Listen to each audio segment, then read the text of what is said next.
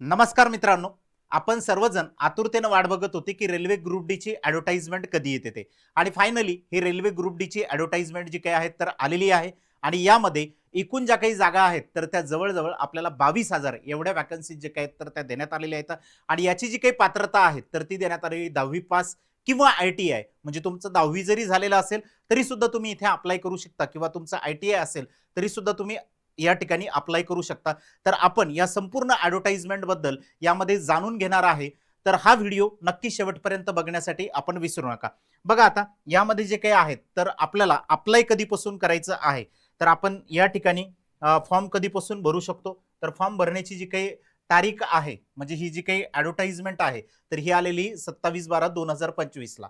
Okay, म्हणजे की application जे काही ओपन आहेत तर ते झालेले आहेत 31/1/2026, म्हणजे आजपासून जे काही आहे तर हे ॲप्लिकेशन स्टार्ट झालेले आहेत. आता या ठिकाणी जे काही ॲप्लिकेशन क्लोज होणार आहेत आपले, तर ते होतील 2 मार्च 2026 रोजी. ओके, तर 2 मार्च 2026 पर्यंत तुम्ही याला अप्लाय करू शकता. त्यानंतर याची जे काही फीस पेमेंट आहे, म्हणजे तुमचं फॉर्म भरणं झालेलं आहे पण तुमचं जे काही ऑनलाईन पेमेंट आहे ते जर करणं बाकी जर असेल तर तुम्ही 4 मार्च पर्यंत जे काही आहे तर याचं पेमेंट या ठिकाणी इथं करू शकता. त्यानंतर मॉडिफिकेशन, जर समजा तुम्हाला असं वाटलं की आपण फॉर्म भरलाय आणि फॉर्म भरल्याच्या नंतर आपल्या फॉर्ममध्ये काही चुका झालेल्या आहेत, याच्यामध्ये आपल्याला काही बदल करायचा किंवा मॉडिफिकेशन करायचं आहे, तर हे 5 मार्च पासून तर 14 मार्च पर्यंत जे काही तर तुम्हाला यामध्ये बदल करता येणार आहेत.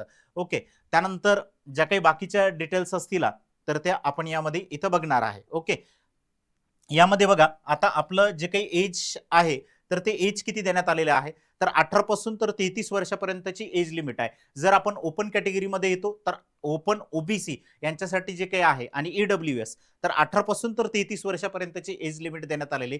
त्याचबरोबर आपण जर अदर कॅटेगरीमध्ये जर येतोय, म्हणजे एस-सी एस-टी कॅटेगरीमध्ये जर येतोय तर 3 वर्षाचं 5 वर्षाचं रिलॅक्सेशन जे काही तर इथं देण्यात आलेलं आहे. ओबीसी कॅटेगरीसाठीचं 3 वर्षाचं रिलॅक्सेशन जे काही तर इथं देण्यात आलेलं आहे. ओके, आणि त्याचबरोबर वुमेनसाठी सुद्धा ओपन कॅटेगरी मधल्या जर असतील तर 18 ते 33 वर्षापर्यंत जे काय आहे तर एज लिमिट या ठिकाणी इथं देण्यात आलेलं आहे. त्यानंतर बघा आता इथं तुम्हाला एज कधीपासून कोणत्या डेट पासून कोणत्या डेट पर्यंत असणं आपल्याला आवश्यक आहे, ही सुद्धा या ठिकाणी इथं माहिती देण्यात आलेली आहे. ओके, ओपन आणि ओबीसी साठीचं 18 ते 33, सॉरी, ओपन आणि ईडब्ल्यूएस साठीचं 18 ते 33, ओबीसी साठीचं 3 वर्षाचं रिलॅक्सेशन तुमच्याकडे एनसीएल जर असेल तर, आणि त्याच्यानंतर एससी एसटी कॅटेगरीसाठी 5 वर्षाचं रिलॅक्सेशन जे काही आहे तर या ठिकाणी इथं देण्यात आलेलं आहे. त्याच्यानंतर बघा की एज लिमिट आपल्याला या ठिकाणी जे काही तर सांगण्यात आलेली एज लिमिट कशा पद्धतीची आहे ती सेम जी काही आहे तर तुम्हाला माहिती या ठिकाणी इथं देण्यात आलेली आहे. ओके, की इथं रिलॅक्सेशन जे काही तर तुम्हाला इथं असणार आहे. त्याच्यानंतर एज्युकेशनल क्वालिफिकेशन काय आहे, तर एज्युकेशनल क्वालिफिकेशन इथं 10वी पास आहे तुम्हाला, किंवा तुमचा आय-टी-आय झालेला असेल, हे ऑर मध्ये देण्यात आलेले आहे, किंवा याचे इक्विव्हॅलंट असेल. ओके, तुमचा आय-टी-आय असेल किंवा तुमचा डिप्लोमा झालेला असेल तरी सुद्धा तुम्ही या ठिकाणी जे काही तर अप्लाय करू शकता. त्यानंतर तुमच्याकडे एन-एस-सीचं सर्टिफिकेट असेल तरी सुद्धा तुम्ही या ठिकाणी जे काय तर इथं आपल्याला अप्लाय करता येणार आहे. ओके, त्याच्यामुळं जे कोणी 10वी पास विद्यार्थी असतील, ज्यांचा आय-टी-आय झालेला असेल, ज्यांचा डिप्लोमा झालेला असेल, असे सगळे जे काही विद्यार्थी आहेत तर या ठिकाणी इथे अप्लाय करू शकतात. तर ही जी काही संधी आहे तर ही संधी सोडू नका. जास्तीत जास्त विद्यार्थ्यांनी जे काही तर याच्यासाठी अप्लाय केलं पाहिजे. बरं, आता याची परीक्षा कशा पद्धतीनं होणार आहे, तर परीक्षा ही 4 स्टेजमध्ये या ठिकाणी इथं होणार आहे. पहिली जी काही स्टेज असणार आहे तर ही कॉम्प्युटर बेस ऑनलाईन आपली जी काय तर एक्झाम असणार आहे. त्याच्यानंतर दुसरी फिजिकल टेस्ट असणार आहे. ही क्वालिफाईंग टेस्ट या ठिकाणी आपल्याला इथं देण्यात आलेली, जी काही फिजिकल टेस्ट आपली असणार आहे ती. त्याच्यानंतर स्टेज जी काही तिसरी आहे तर याच्यामध्ये डॉक्युमेंट व्हेरिफिकेशन आपलं या ठिकाणी इथं होणार आहे. आणि चौथ्या स्टेजमध्ये जे काही तर मेडिकल एक्झामिनेशन आपली या ठिकाणी इथं होणार आहे. तर इथं मेडिकल सुद्धा आपलं होणार आहे. अशा टोटल जे काही तर 4 स्टेज आपल्याला या ठिकाणी इथं देण्यात आलेले. स्टेप बाय स्टेप आपण एक एक स्टेज जे काही आहे तर इथे आता बघणार आहे. आता याच्यामध्ये जी काही ऑनलाईन आपली एक्झाम होणार आहे कॉम्प्युटर बेसवरती, तर याच्यामधला एक्झाम पॅटर्न आपल्याला कशा पद्धतीनं असेल तर ते आपल्याला इथं बघायचं आहे. ओके, एक क्वेश्चन जो काही आहे तर आपल्याला इथं एका मार्कासाठी इथं देण्यात आलेलं आहे. तर 90 मिनिट जे काही आहेत तर टोटल आपल्याला एक्झामचं ड्युरेशन आहे. जर हँडिकॅप कॅन्डिडेट जर असेल, स्क्रॅप कॅन्डिडेट जर असेल तर याच्यासाठी 120 मिनिट जे काही तर आपल्याला इथं देण्यात आलेले.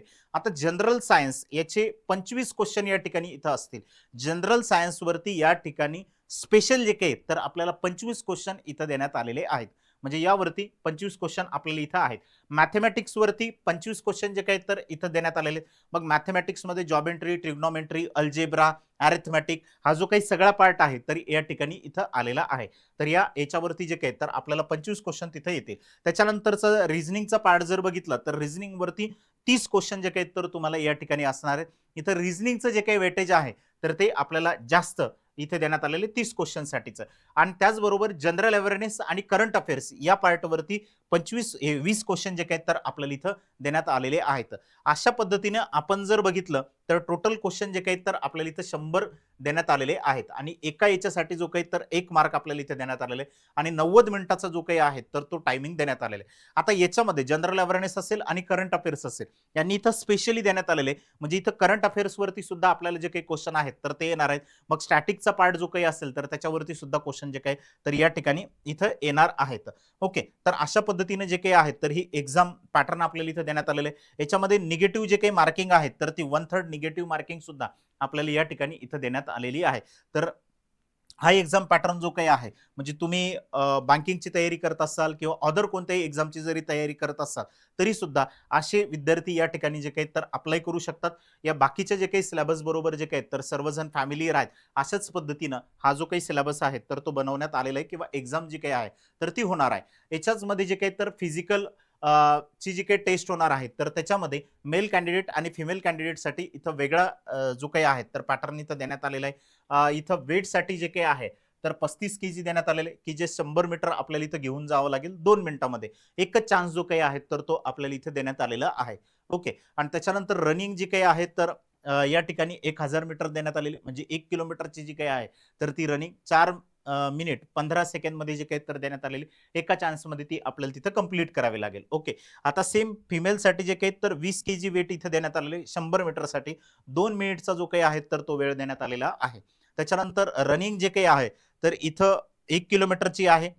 त्याच्यानंतर याच्यामध्ये 5 मिनिट 40 सेकंड जे काही आहेत तर फिमेल कॅन्डिडेटसाठी इथं देण्यात आलेले आहे. तर इथं आपली फिजिकल टेस्ट सुद्धा जी काय तर घेण्यात येणार आहे. ही टेस्ट जी काही आहे तर ती क्वालिफाईंग टेस्ट आपल्याला या ठिकाणी इथं देण्यात आलेली म्हणजे जे काही तुमचे सीबीटी 1 चे मार्क असतील तर तेच या ठिकाणी इथं कन्सिडर होणार आहेत. ओके, त्याच्यानंतरचं बघा आता की एक्झामिनेशनची फीस किती असेल. ओके, आता याच्यानंतरची जे काही स्टेज आपले असणार आहे तर ते डॉक्युमेंट व्हेरिफिकेशन तुमचे होतील. कोणकोणते डॉक्युमेंट लागणार आहेत, काय आहेत या संदर्भातले आपले जे काही आहे तर व्हिडिओ तुम्हाला अजून येणारच आहेत. त्याबद्दल तुम्ही निश्चिंत राहा. त्याच्यानंतर आता ही जी काही फीस आहे, एक्झामची जी काही फीस असणार आहे तर ही टोटली ₹500 आहे. पण यातले ₹400 जे काही आहेत तर हे रिफंडेबल आहे. म्हणजे हे आपल्याला रिटर्न मिळणार आहेत. म्हणजे ओपन आणि ईडब्ल्यूएस मधले किंवा ओबीसी मधले जे काही कॅन्डिडेट असतील तर यांच्यासाठीची जी काही फीस आहे तर ही आपल्याला ₹100 देण्यात आलेली आहे. की जे युआर मध्ये म्हणजे ओपन कॅटेगरीमध्ये येतात किंवा ओबीसी कॅटेगरीमध्ये येतात किंवा ईडब्ल्यूएस कॅटेगरीमध्ये येतात अशा विद्यार्थ्यांसाठी ₹100 फीस या ठिकाणी आहे. पहिले तुम्हाला 500 भरायचे, ₹400 जे काही तर तुमचे ते रिफंडेबल या ठिकाणी इथं होणार आहेत. त्याच्यानंतर एससी एसटी असतील, एक्स सर्व्हिसमॅन असतील, पीडब्ल्यूडी असतील, फिमेल असतील, ओके, तर यांच्यासाठी जे काही आहेत तर या ठिकाणी फीस ₹250 आहेत आणि हे सगळीच्या सगळी फीस जी काही आहे ₹250 तरी रिफंडेबल आपल्याला या ठिकाणी इथं असणार आहे. ओके, तर अशा पद्धतीनं फक्त इथं ₹100 फीस असेल आणि बाकीच्या कॅन्डिडेटसाठी जे काही आहे तर ते फ्रीच फॉर्म या ठिकाणी इथे असणार आहे. मग त्याच्यानंतर आरआरबीचे जे काही ऍप्लिकेशन आहेत. ओके, तर याच्याबद्दलचे काही जणांचे जे काही तर या ठिकाणी इथे काही डाऊट असतात की सर आम्ही कशा पद्धतीने अप्लाय करू शकतो किंवा काय आहे. ओके, तर या ठिकाणी जर बघितलं आपण तर याच्यामध्ये एकाच झोनमधून तुम्हाला अप्लाय करायचं, एकाच आरआरबी रेल्वे झोनमधून जे काही तर हे अप्लाय करणं आपल्याला गरजेचं आहे. म्हणजे एकच झोन आपल्याला या ठिकाणी इथं निवडता येणार आहे आणि त्या झोनमधले जे काही आपण निवडलेले असतील तर त्या पोस्टला ज्या पोस्टला तुम्ही इलिजिबल आहे त्याच पोस्टसाठी जे काही तर इथं प्रेफरन्सेस देऊ शकतात असं त्यांनी जे काही आहे तर तिथं क्लिअरली दिलेलं आहे. म्हणजे तुमचं जर आयटीआय असेल तर आयटीआय वाले जे काही विद्यार्थी आहेत त्या पोस्टसाठी इलिजिबल असतील किंवा 10वी आहे तुमचं झालेलं तर त्या 10वी साठीच्या कोणकोणत्या पोस्ट आहेत त्या पद्धतीनुसार जे काय तर तुम्हाला तिथं प्रेफरन्सेस देता येणार आहेत. त्याच्यानंतर तुम्हाला मल्टिपल जे काही आहेत तर ऍप्लिकेशन या ठिकाणी इथं करता येणार नाहीत म्हणजे ते रिजेक्ट या ठिकाणी जे काही तर होणार आहेत जर तुम्ही 2 झोन मधून जर ऍप्लिकेशन या ठिकाणी इथं जर केलेले असतील तर प्लीज 2 झोन मधून जे काही आहेत तर अप्लाय करू नका. एकाच झोन मधून जे काही तर अप्लाय करायचं आहे. एक 2-3 दिवस थांबा. कोणत्या झोनमधून अप्लाय करायचंय, कशा पद्धतीनं आपल्याला अप्लाय करायचंय, याची संपूर्ण माहिती जी काही आहे तर ती आम्ही व्हिडिओद्वारे तुम्हाला देणार आहे. ज्या विद्यार्थ्यांनी या चॅनलला सबस्क्राईब करून ठेवलेलं नसेल त्यांनी या चॅनलला सबस्क्राईब करून ठेवा, जेणेकरून तुम्हाला स्टाफ सिलेक्शन कमिशन असेल, रेल्वे असेल किंवा इतर ज्या काही सेंट्रल गव्हर्नमेंटच्या एक्झाम्स आहेत तर त्यांची संपूर्ण माहिती या चॅनलवरती तुम्हाला मिळत राहील. ओके, तर बघा आता यामध्ये जे काही तुमचं अप्लाय करता वेळेस ओल्ड अकाउंट तुम्ही जर क्रिएट केलेलं असेल ऑलरेडी 2024-25च्या जे काही ॲडव्हर्टाइजमेंट आलेली होती त्यामध्ये जर तुम्ही इथं जर केलेलं क्रिएट केलेलं असेल तर फक्त तिथं लॉग इन करून तुम्हाला अप्लाय करायचं आहे, बाकी दुसरं इथं काही करण्याची गरज नाही.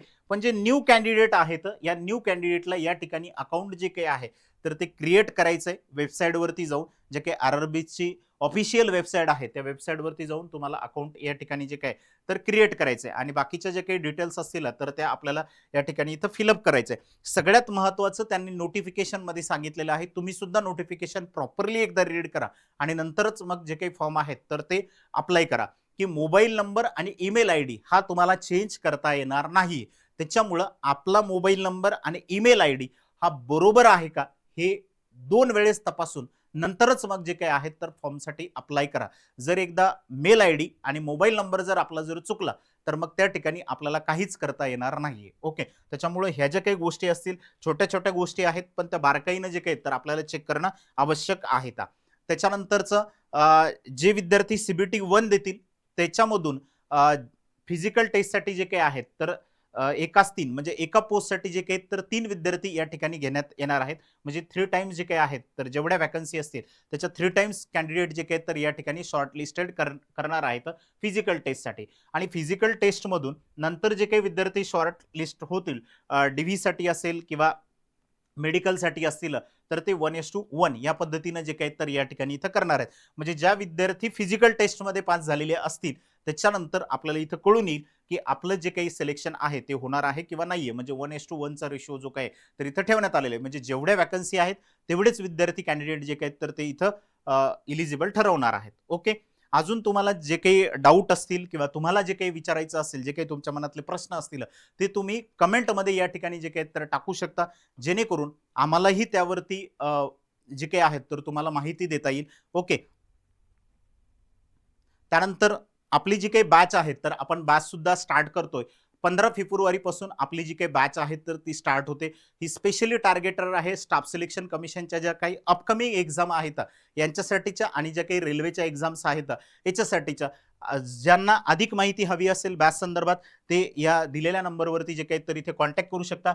यामध्ये तुमचे जे काही सर्व सब्जेक्ट असतील म्हणजे SSC आणि रेल्वेसाठीचे हे सगळेच या ठिकाणी इथं कव्हर होतील. त्याच्यामध्ये क्वांटिटी ॲप्टिट्यूडचा पार्ट असेल किंवा रिझनिंगचा पार्ट असेल, जनरल अवेअरनेसचा पार्ट असेल, इंग्लिशचा पार्ट असेल. ह्याच्यामध्ये लाईव्ह प्लस रेकॉर्डेड जे काही आहेत तर ते बॅच तुम्हाला इथं असेल.